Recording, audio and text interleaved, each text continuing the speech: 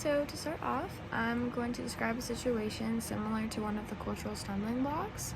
So the situation that I encountered was when I was having a conversation with a coworker, and I just kind of assumed that she had the same religious background as me, even though I grew up in a pretty conservative Christian household, and she grew up in a household that wasn't really religious at all. So I just kind of assumed that she would have the same expectations growing up as I did, but it turns out she didn't, and that our expectations growing up were incredibly different.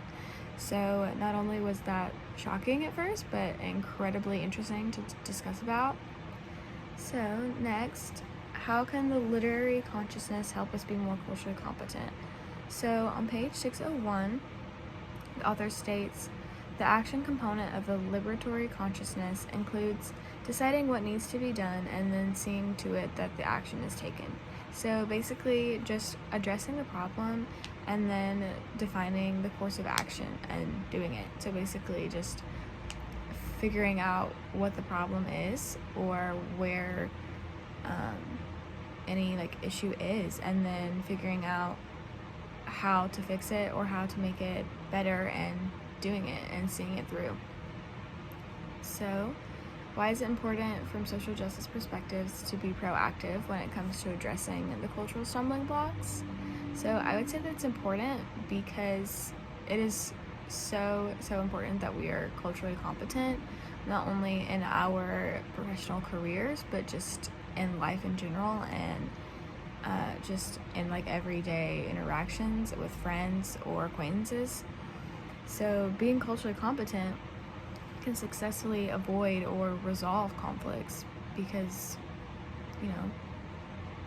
and then, like I said, being better in our careers and our social lives, just so that we can understand each other.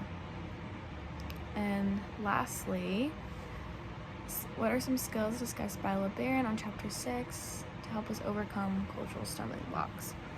So on page 121, LeBaron and Pillay start to talk about creative engagement. Creative engagement is, quote, engaging with others is the first step to understanding different perspectives and beliefs. So I think that's pretty spot on for what we're talking about this week, just because practice makes perfect. The more that we interact with each other and apply these skills, the easier it's going to be, and the more that we're going to do it without even thinking about it.